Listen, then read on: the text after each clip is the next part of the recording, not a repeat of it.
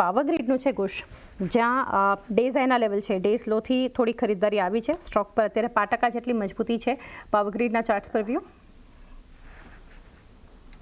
Power Grid મને નથી લાગતું કોઈ મેજર અહીંથી મોમેન્ટમ બતાવે. ઇટ્સ અ લોંગ ટર્મ બેટ, એટલે અહીંથી અવોઇડ કરવું જોઈએ.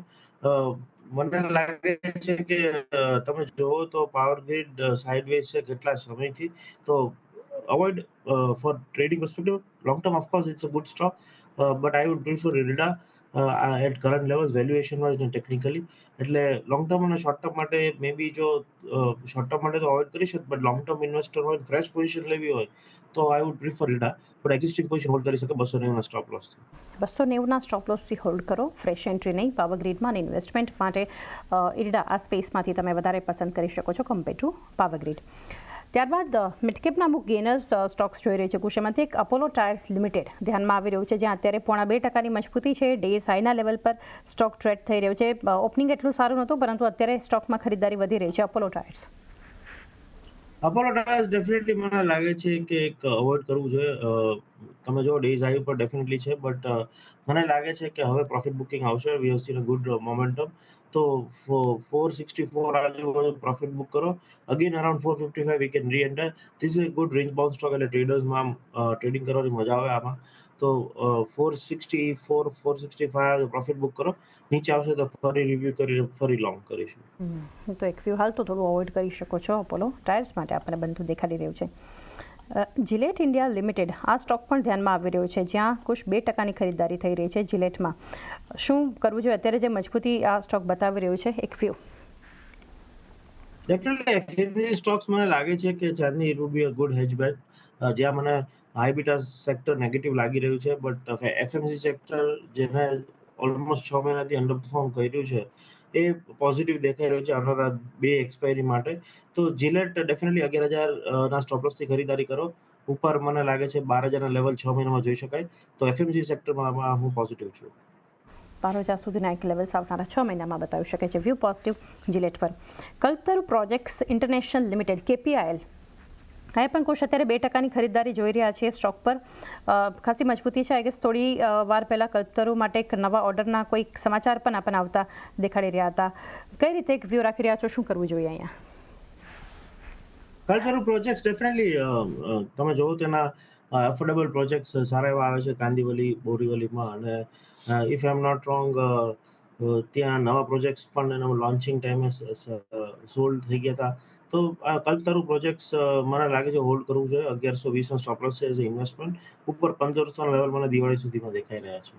1120નો સ્ટોપ લોસ, 1500 સુધીના ટાર્ગેટ દિવાળી સુધીમાં ધ્યાનમાં રાખો. અને જે સમાચાર કંપની માટે આજે છે કે જે કલ્પતરુ પ્રોજેક્ટ્સની ઇન્ટરનેશનલ સબસિડરી છે એને 2293 કરોડનો ઓર્ડર મળ્યો છે અત્યારે, એને લીધે આપણે ઓવરઓલ એક જોઈ રહ્યા છીએ પોઝિટિવ એક્શન કલ્પતરુ પ્રોજેક્ટ્સ આપણને બતાવી રહ્યું છે. આ સિવાયના સ્ટોક અમુક જે ઘટી રહ્યા છે એના પર એક વ્યૂ લઈ લઈએ. SBI લાઈફમાં અને HDFC લાઈફમાં કુછ ખાસું પ્રેશર છે અત્યારે. બંને 1% આસપાસનું દબાણ નિફ્ટીના ટોપ લૂઝર્સમાં છે. શું કરવું જોઈએ અહીંયાથી SBI life, HDFC life? Definitely હજુ પણ મને લાગે છે શોર્ટ ટર્મમાં પ્રોફિટ બુકિંગ આવી શકે છે. સો બુક પ્રોફિટ્સ. છેલ્લા 4 દિવસમાં લો બ્રેક કર્યા છે. HDFC લાઈફ 748 નીચે શોર્ટ કરો, 710 ના target. SBI life may be short ના કરો, બટ આજના દિવસે લોંગ નીકળી જાઓ. But wait for HDFC life to break 748 ને ત્યાં શોર્ટ કરી શકે. Okay, thank you. SBI life, HDFC life માટે આપણને એક બનતો દેખાડી રહ્યો છે. ટાઇટન ફ્લેટ છે, પરંતુ એક વ્યૂ થોડા ચાર્ટ સેટઅપ પર અત્યારે લેવો છે. કુશ 3,422ની આસપાસના લેવલ છે. ડેઝ લોથી થોડી ખરીદદારી વધી છે ટાઇટનમાં. કઈ રીતે એક વ્યૂ આપશો અહીંયા? ટાઇટન મને લાગે છે ડેફિનેટલી કાફી અંડર પરફોર્મિંગ સ્ટોક છે છેલ્લા 1-1.5 વર્ષથી ઇન્ડેક્સ લેવલ. પણ હજુ પણ મને લાગે છે એવું રહેશે, કારણ કે ગોલ્ડ પ્રાઇસીસ આર વોલેટાઇલ. તો 3300 થી લઈ 3590 સુધીનો એક રેઝિસ્ટન્સ ઝોન છે. એટલે આ રેન્જમાં લોંગ ટર્મ ઇન્વેસ્ટર એક્યુમ્યુલેટ કરો, જેનો વ્યૂ 5 યર્સનો છે. Because I think retail also થોડું પ્રેશરમાં છે. એટલે જે રિટેલ સેગમેન્ટ છે ત્યાં પણ પ્રેશર છે. તો Titan is a not stock for trading. Investment point of view definitely right time to accumulate. અને જો ઓપ્શન ટ્રેડર હો તો ડેફિનેટલી 3500નો કોલ રાઇટ કરો, નીચે 3300નો પુટ રાઇટ કરો. Thank you. ઓકે, ટાઇટનના કાઉન્ટર માટે આપણને બનતો જોઈ રહ્યા છીએ. આઇનોક્સ વિન્ડ ધ્યાનમાં આવી રહ્યું છે. કુશ ત્યાં વોલ્યુમ બેઝડ બાઇંગ સ્ટોક આપણને બતાવી રહ્યું છે આઇનોક્સ વિન્ડ. લગભગ ત્યાં આપણે અત્યારે જોઈ રહ્યા છીએ 1.5% આસપાસની ખરીદારી થતી બતાવી રહી છે સ્ટોકમાં. કઈ રીતે સલાહ આપશો? I would prefer Suzlon.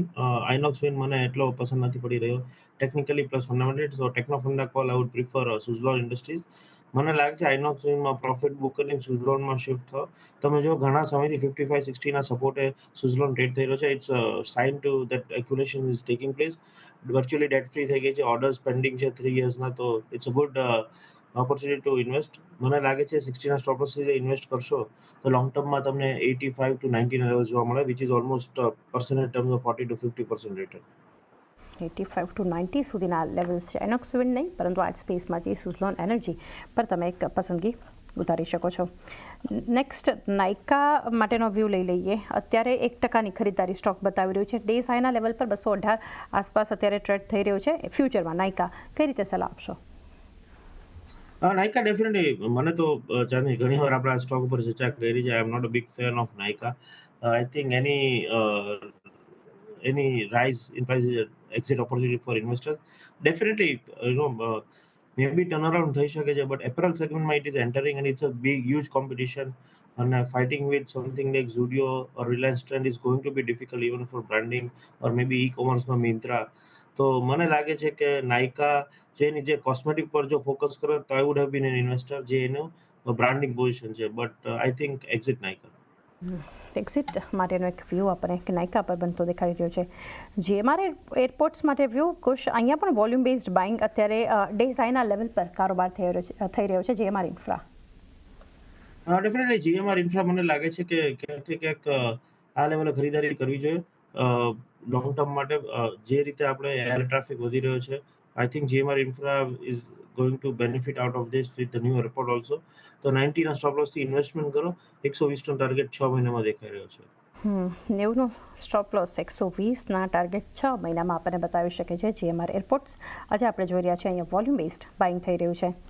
ત્યારબાદના સ્ટોક માટે એક વ્યૂ લઈએ. દબાણ છે અત્યારે એશિયન પેઇન્ટ્સમાં 5%. આ ઘટાડે શું એક અપ્રોચ અહીંયાથી હોવો જોઈએ? ડેઝ લોથી થોડી રિકવરી આવી છે કુશ, પરંતુ વ્યૂ એશિયન પેઇન્ટ્સ માટે લઈએ.